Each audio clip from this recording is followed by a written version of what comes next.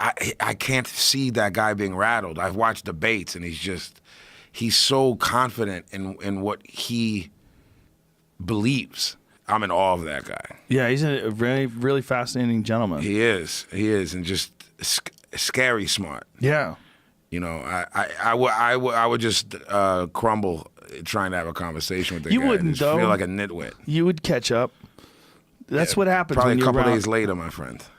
But the thing about people like that is, like, if you are around a certain caliber of thinker, then your vibration sort of matches their Sure, vibration. sure. When you're around people that are way smarter than you, you realize, like, oh, there's some shortcuts to thinking that I'm taking. Yes. And then there's some pitfalls in the way I analyze things, and these people don't have those things. And then my vocabulary is stunted. Maybe I should increase my vocabulary. Maybe I should start reading more, reading into things. And that it just, with most people, it's the same thing as with fitness. It's the amount of how much time you put in for how long. Right. And that's the same thing with your intellect. It's the same thing with your emotional stability. It's how much energy and effort and focus have you put into it, and for how long. Yeah, of course. Yeah. But like you said, though, to be around someone like him, you're naturally going to fall into a line of thinking where, wow, this guy's got a lot of shit.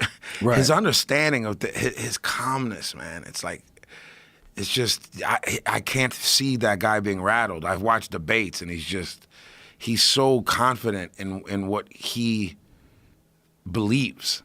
Yeah. You know what I'm saying? Well, he's thought things through. Clearly. He's not a silly person. I mean, I think I am, so that's the problem there. Yeah, I am too. Yeah, I'm a nitwit. And so watching him, it's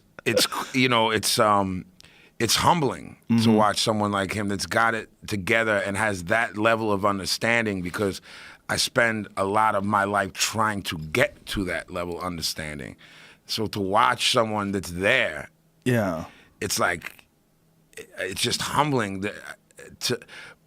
I'm just curious where he's going to go, because him being known to is relatively new. Mm-hmm. You know, Yeah, this isn't a guy who's been, it's a couple of years, right? Like, Well, he's what you would call like a public superstar intellectual now. You're And right. That's a new thing. It is. It really hasn't existed over the last decade or so. It really hasn't been, and now they're starting. And I think because of YouTube and podcasts and things along those lines, these guys are getting super popular. I mean, he's selling out places where fucking Iron Maiden plays. Absolutely. I mean, absolutely. It's crazy, and he talks about The book philosophy is and life. yeah. And if you told me that a place where Maiden would sell out, someone would go talk to a modern day philosopher, I wouldn't believe that. You know what I mean? Because it's idiocracy now.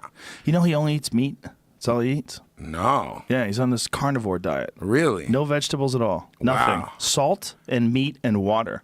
Wow. Yeah, he's so wacky with it. He told me that he had like a glass of cider and he couldn't sleep for 24 days. Like he's not okay. He's eccentric. Like in a heavy way. Yeah, he's a heavy guy. Yeah. But It's a burden. Being that guy is a burden. Well, I don't mean that in a negative or derogatory way. I mean to be that smart and that. Well, don't you feel historically that they're the people who are the most sad and broken and because they know too much. There's nothing worse than knowing shit.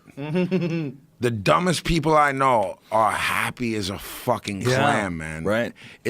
And simple people. Sure, and it's obviously his level of intellect is next level. But even if being a bright guy, or just being a reader, or reading Kafka and Salinger and or whoever, and just becoming aware of certain things, you realize certain times realizations aren't always the greatest things.